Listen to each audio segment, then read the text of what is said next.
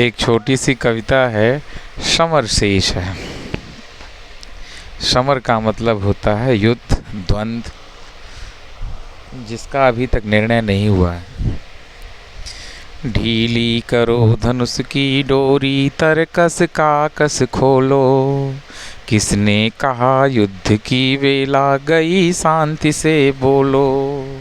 किसने कहा कि मत वेदो, हृदय वहीन के सर से।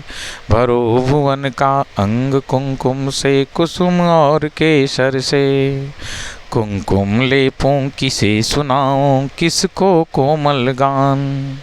तड़प रहा आँखों के आगे भूखा हिंदुस्तान। फूलों के रंगीन लहर पर ओ उतरने वाले, ओ रेशमी नगर के वासी, ओ छवि के मत वाले। सकल देश में हालाहल है, दिल्ली में हाला है।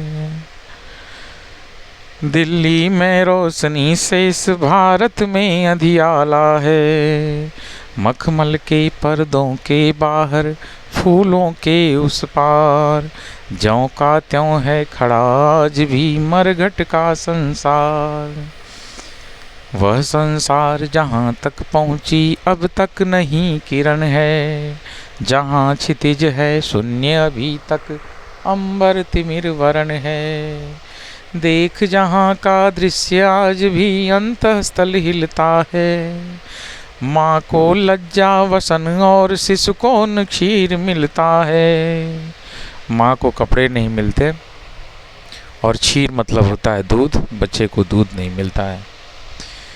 पूज रहा है जहाँ चकित हो जन जन देख आकाश। 60 वर्ष हो गए राह में, अटका कहाँ स्वराज। अटका कहाँ स्वराज, बोल दिल्ली तू क्या कहती है। तू रानी बन गई वेदना, जनता क्यों सहती है। सबके भाग्य दबा रखे हैं किसने अपने कर में। उतरी थी जो विवाह हुई बंदिनी, बता किस घर में। समर शेष है यह प्रकाश, बंदी गृह से छूटेगा। और नहीं तो तुझ पर पापिनी महावज्र टूटेगा। समर शेष है उस स्वराज को सत्य बनाना होगा। जिसका है ये न्यासों से सत्वर पहुंचाना होगा। धारा के मग में अनेक जो पर्वत खड़े हुए हैं। गंगा का पथ रोक इंद्र के गज जो अड़े हुए हैं। कह दो उनसे झुके अगर तो जग में यश पाएंगे। अड़े रहे अगर ऐरावत पत्तों से बह जाएंगे। समर शेष है जनगंगा को खुलकर लहराने दो। शिखरों को डूबने और मुकुटों को बह जाने दो। पथरीली ऊंची जमीन है तो उसको तोड़ेंगे। समतल पीटे बिना समर की भूमि नहीं छोड़ेंगे। समर शेष है चलो ज्योतियों के बरसाते तीर। खंड खंड हो गिरे विषमता की काली जंजीर। समर शेष है अभी मनुज भक्षी हुंकार रहे हैं। गांधी का पी रुधिर जवाहर पर फुंकार रहे हैं।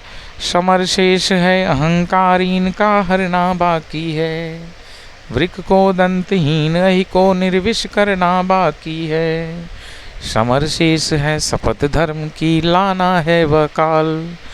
विचरे अभय देश में गांधी और जवाहरलाल। तिमिर पुत्र के दस्यु कहीं कोई दुष्कांड रचेना।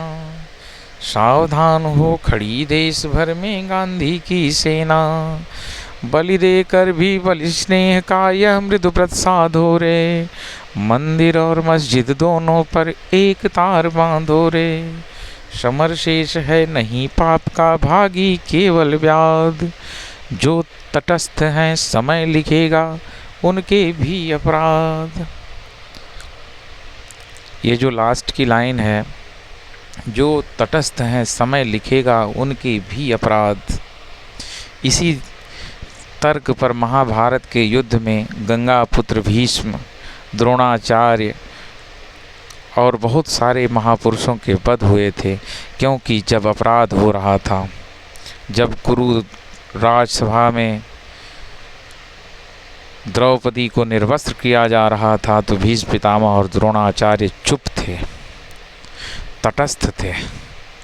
उन्हें पाप के साथ में खड़ा देखकर उनका सिर्फ अपराध इतना था कि उन्होंने पाप होते हुए देखा था। तो ये जो समय है, यह अपराध लिखता है, तटस्थ नहीं होना चाहिए।